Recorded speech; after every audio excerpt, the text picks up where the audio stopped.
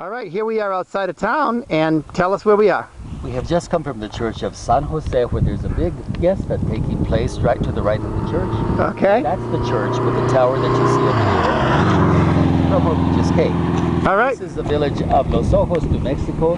Los Ojos, New Mexico was a dying little community, but suddenly they found out that they could produce the most exquisite natural wool blankets and coverlets and tapestries, and so it has been a revived economy. But as we're coming up here to the hill, I want to point your attention to a grotto that is a folk shrine which is up on the hill. A folk shrine. A folk shrine. Okay. That means that it is not necessarily something that is embraced by the Catholic Church, but it is the people's personal devotion. Probably somebody made a promise, a promesa, that if some man came back from war, say their son or one of their daughters got married, or maybe somebody recovered from some kind of a terminal illness, they would build a shrine in the honor of somebody or other. From this angle we can see that it is a shrine dedicated to the Immaculate Conception of Mary, and you see the French folk saint Bernadette Soubirous, who saw this apparition of the Virgin on the side of a city dump called Massabielle in a little place called Lourdes, France. Wait, in France. Oh, okay. France. Let's go up and take a look at that. Follow me. Okay. I think you'll enjoy this. So what's really interesting is that St Bernadette was the slowest student. She just, nothing would go into her brain in school. She was considered absolutely awful, just dumb. Not only that, she suffered from tuberculosis. All of her life she was a sickly child, but she had great faith. One day when she went out to look for wood with her sisters, they came across the village dump called Massabielle, and her sisters said, "You wait for us because you're too weak to follow us." Suddenly she saw this lady standing on top of a rock in a grotto, that is, in a little niche in the side of the cave, and on the side of the hill in a cave. And the lady begins to speak to her. And she says, "Who are you?" Well, the lady wouldn't tell her her name, but after many visits, she revealed to her something very strange. She says, "I am the Immaculate Conception." Now that's very powerful theology. The idea that the Virgin Mary had been conceived immaculately without stain of original sin was something that people had been playing around with for a long time, but nobody had dared to say it out loud.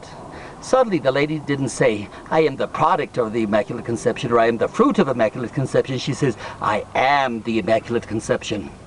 This suddenly forces Pope Pius IX in Rome to take a lot of active action to try to figure out if this girl was fake, or if she is that rarest of creatures, a truly holy person.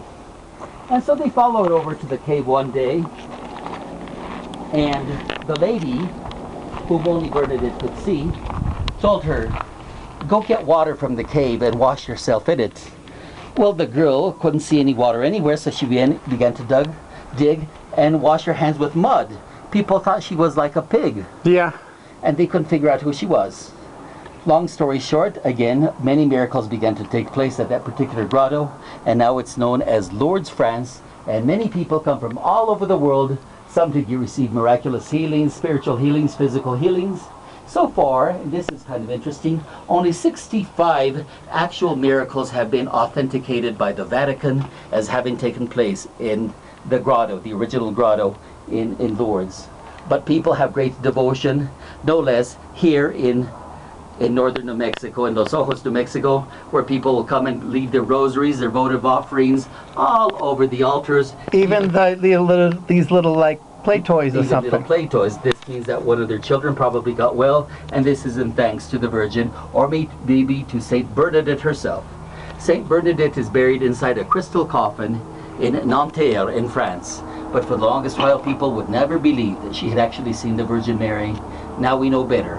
And especially because we now realize that God and the saints do not appear to smart people, to highly educated people. They come to the people, the meek. The meek shall inherit the earth. And so it is to them that they bring the highest expression of their messages. Wow. Do you see, even under the statue of the Virgin, how many photographs people stick down there, which is a way of saying, "Lady, intercede for us." Lady of the Holy Rosary, Lady of Lourdes, pray for us. And what is this over here? Again, this is an example of a folk altar. You see different manifestations of different saints. You see Saint Therese of Lisieux, who's also French, known as the Little Flower of Jesus. And she died when she was only 23, but she is called a doctor of the church. And then you have other things like St. Patrick down here. You have St. Jude. You have the Child of Prague.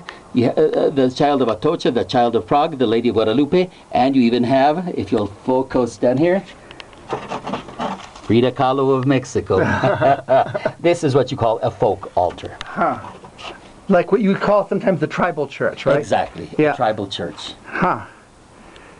And it's all just put together by members of the community. By members of the community, and not as a community, it's just individual members who come over here. They know it's a holy site. No one would think of coming here to deface it or to write graffiti on it any more than you would do it in any other church, because this is a holy place. And one more thing I wanted to point out, there's some seashells over here. Absolutely. You mentioned those earlier. We had mentioned seashells. These are the symbols of Santiago, of St. James. And so anybody who wears a seashell is probably on a pilgrimage somewhere. So you do not bother those people. That's what they're on for. They're praying for the rest of us. All right, I'm going to take one last shot of this. It's built right into the stone, the natural stone, huh? And the stone passes right under the highway. Right under the highway, yeah. All right. Well, thanks for bringing us on this trip My pleasure. and explaining this beautiful place. I'm glad you enjoyed it.